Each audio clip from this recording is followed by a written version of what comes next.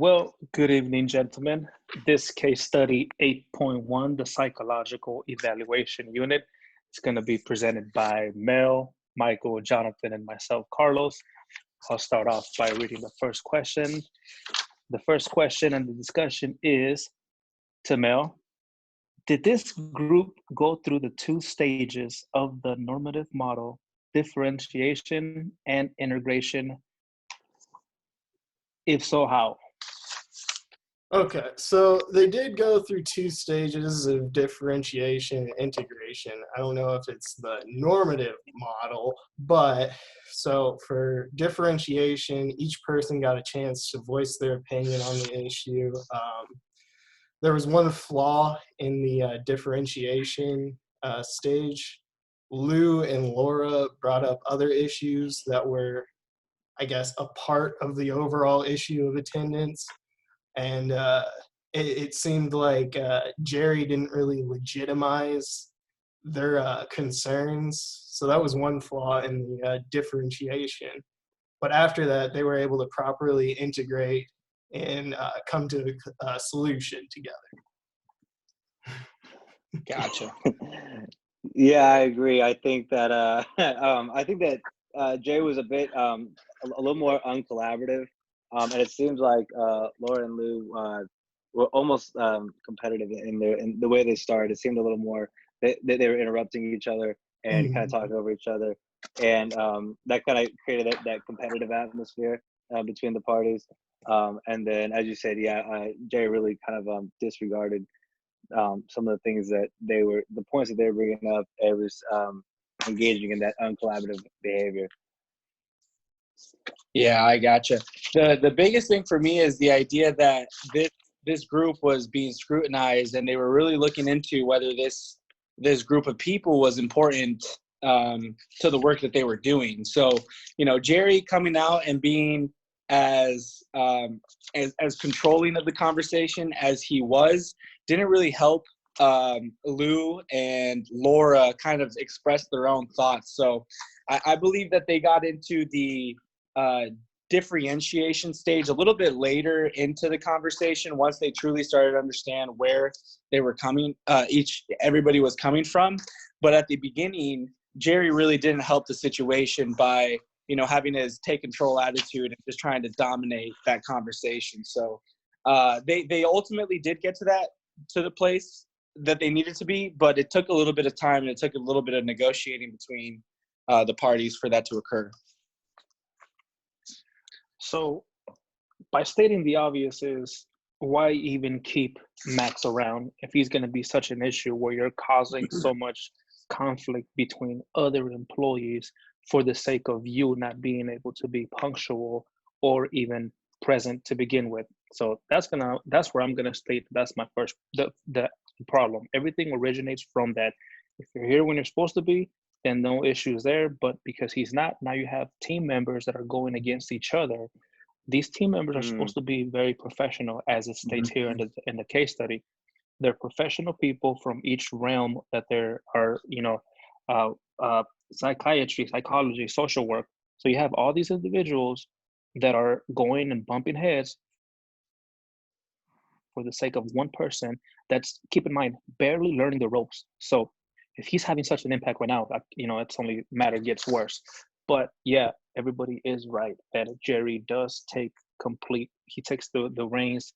He tries to take guidance of everything. But if you keep in mind, doesn't each group have one individual that kind of shows more force than the other, is more aggressive than the other, is more willing to kind of jump on the grenade for the sake of everybody in order to get everything cohesive? And in the beginning, I didn't see any integration. I saw that there was more like a separation, because it was everybody was pleading a case of why it would be okay for him to take off every so forth.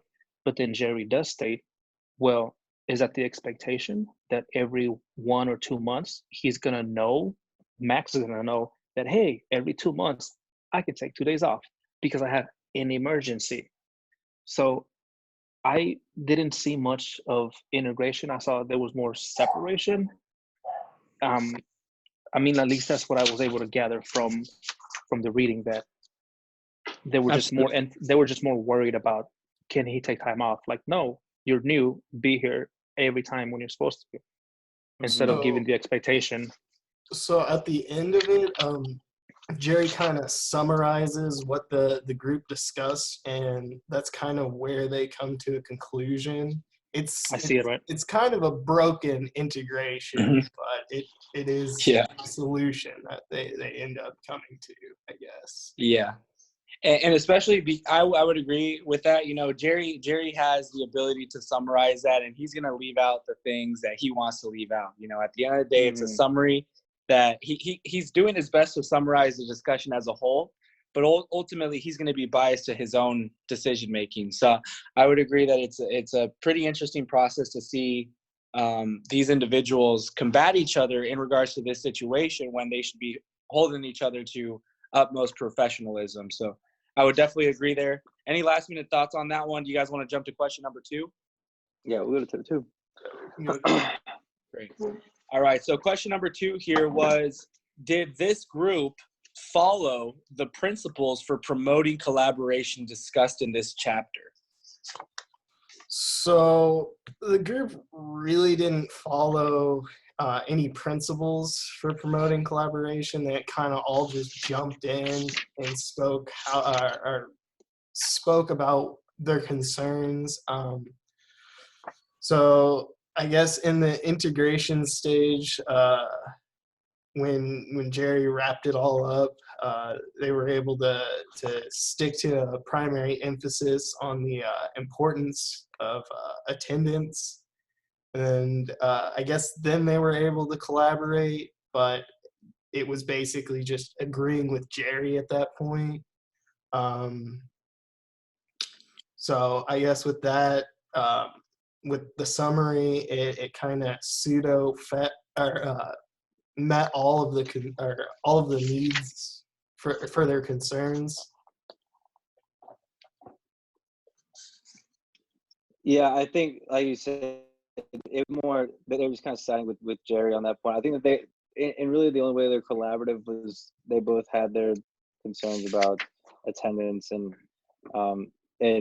expressed their just their anger, their feelings towards it, but just in different ways that were kind of combative against each other. I know that there's they pointed out in this chapter of constructive controversy, which posited the open discussion, just where you can give those opposing views. But it's important to make sure that it's, and the book notes it, that it's cooperative and productive as well. So I just think that they integrated, as we talked in the first question, that they didn't integrate into that being productive with. Gotcha. Yeah, those are absolutely great points that we're making, and I would agree that the group did not follow principles for promoting collaboration. Something that I'll touch on again is this idea that the group was created when the hospital was running some kind of surplus in their budget. So what I'd like to see this conversation and this discussion again when they were still running at that surplus of a budget, because right now everybody's kind of treading on thin water. They're afraid of losing their jobs. They're afraid of not having that job security there. So they may not be as open in regards to discussing what they're thinking openly. So, right now I believe that they didn't go through the correct process that they should have. But if that surplus was still existent, it'd be very interesting to see how these individuals conducted this discussion, because you never know. It's very likely that they feel a little bit more security and they feel a little bit more comfortable. So they're able to voice their opinions and not necessarily sabotage this idea of like group cohesiveness. So that was really just the biggest thing that I wanted to mention there in regards to my discussion. All right, so I also believe that they didn't follow the correct procedures or protocol for integration.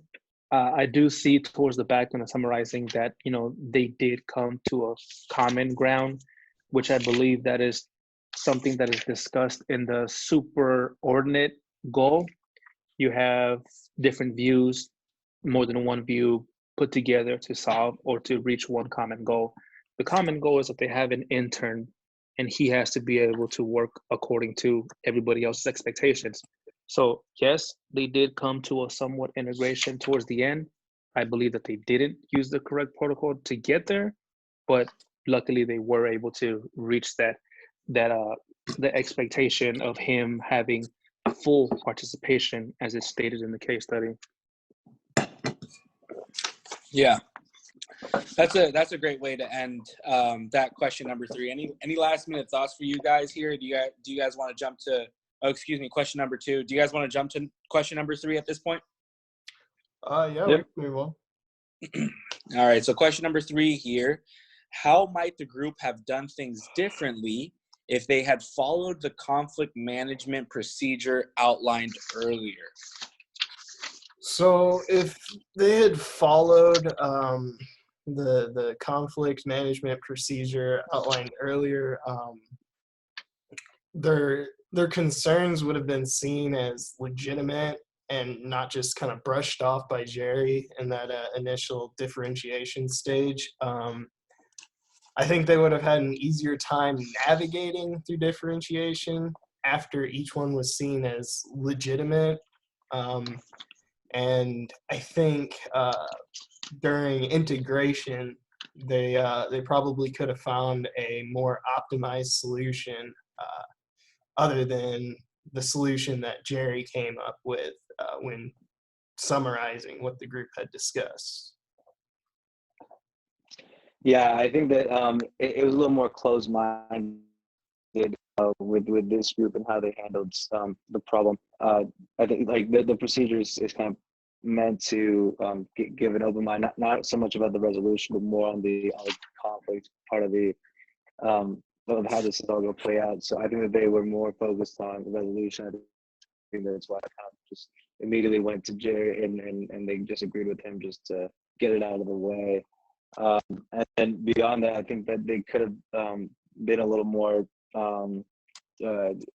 had a wider range of how to approach the situation and what kind of remedy they needed when talking to Max. Yeah, those are great points. One of the biggest things that we saw here is Jerry really take control of the conversation. So it might have been interesting in regards to the differentiation stage to hear everybody's point of view and hear it in the sense that, you know, one person is just saying what they believe and what they truly are opinionated about, and they're not necessarily afraid to cross a boundary or you know, step on toes in regards to the other group members there. But in regards to integration, I really wish that Jerry is fine to take ownership and take control of the conversation and do his best to lead discussions. But leading discussions doesn't necessarily mean, you know, taking control of what other people are saying and summarizing it in your own way. So a lot of flaws in regards to what was going on. You know, Jerry isn't 100% at fault, but I believe he did play a primary role in regards to how this discussion went. And I wish there was different circumstances such as budget surplus and Jerry, you know, kind of taking a backseat that could have helped the discussion a little bit further. Yeah, and okay, so to keep going on that one and give the final answer for that number 3, I think that they let this issue get too far out of hand. It should have never came down to the point where they're talking about it and holding meetings about what to do. I think that if you're new and you're late, you should be informed, or not even present. You should be informed right away. Like, hey, you know, you have to be here. There's patients that are waiting for you. If not, if you're done with one patient, move on to the next one, instead of going through one patient and then disappearing for a time frame and then come back and help somebody else. I think it should have been clearly stated in the beginning, hey, by the way, your attendance is highly needed and mandatory for the type of work that you're getting yourself into. Allowing him to take off time and then consequently now they're having meetings about it. I think they let it too far. Jerry, considering he's the one that takes the reins of everything, sometimes people look for an scapegoat. I believe he should have nipped it in the butt right off the back. Hey, be here or else, we're medical professionals. You have to be here to be of assistance to a patient. So it should have been taken care of right then and there, instead of letting it get to, oh, let's have a meeting about it. Well, one of their concerns was about an emergency, I guess. So it's hard for them to make guidelines when emergencies can be so unpredictable, I guess. So something clear cut might be difficult. I do think that they should have had they should have established some sort of stance on attendance beforehand. Like Carlos said, it should have been established before it became an issue. But I think they did still need to take into account emergencies, I guess. Well, I mean, an emergency though, it's an interpretation of each person, because look at right now what's happening. You have employees that are calling off and saying, "Oh, coronavirus this, coronavirus that," but technically speaking, nothing is going on with them. They're taking advantage of the system, which he would be doing the same thing if he's granted every month or 2 months. Oh yeah, every 1 month or 2 months you can call off 2 days. Mm-hmm. That is a great point that Carlos and Mel both make, and it really ties into question number 4 here, which is, would problem purpose expansion be useful for this group? Why or why not? So I think problem purpose expansion would be useful for this group.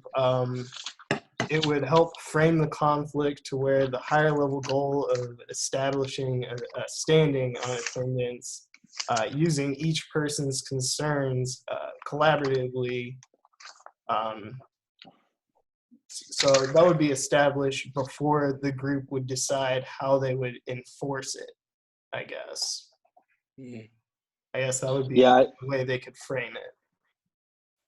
Yeah, I think it would have, as Carlos was talking about, just kind of nip it in the butt right away and kind of just address it immediately if they had some sort of agenda that they could refer to, and set up just sort of an expectation, like just from the initial hiring stage or whatever it may be, just to kind of set that guideline of what they expect of their employees and what is unacceptable, rather than now they're kind of playing catch up with these problems that have formulated, and now they're having to kind of backtrack and figure out, well, how do we stop this, and how do we, and kind of, it could even go into that kind of groupthink mindset where they see that one employee is getting away with it, so why can't they? And you'll see kind of it tail out into more bigger issues just because they don't have this sort of agenda to refer to. I in regards to the question here, I think it would be useful for this group to look at this in regards to a problem purpose expansion scope, because that allows them to be empathetic towards each other. If they internalize this problem and they kind of make it a problem in regards to not just one individual, but a group as a whole, I believe that they're in a better position to be empathetic, not necessarily towards just him in his own, the problem person, Max. Yeah. Thank you. Appreciate that. Yeah, not necessarily just be so direct in regards to Max, but kind of be empathetic as a whole and understand that as a whole, they're going to run into emergencies and they're going to run into problems that are not foreseeable, in which case it might be possible that it hinders attendance in regards to the workplace. So I believe it would be useful for them. At the end of the day, people are going to take advantage of the system. People are not going to take advantage of the system. It's really more about that person's own ethics. But I believe that it'd be useful for them to kind of look at this holistically and understand that, try to put themselves in the other person's shoes and see, maybe an emergency is an emergency, and attendance is important to not be as stringent as possible in regards to emergency situations. It's up to that person whether they want to abuse it or not. I agree. I mean, Yeah. that's unfortunate about going number 4. You took my answer. Yeah, So. we cover a lot of stuff. Yeah, you're right, man. No problem. We'll definitely switch up the order next time Yeah. here. Yeah, you So got first next time. we're good on time now. So I'm gonna go ahead and stop the recording. We got time. That's good. So,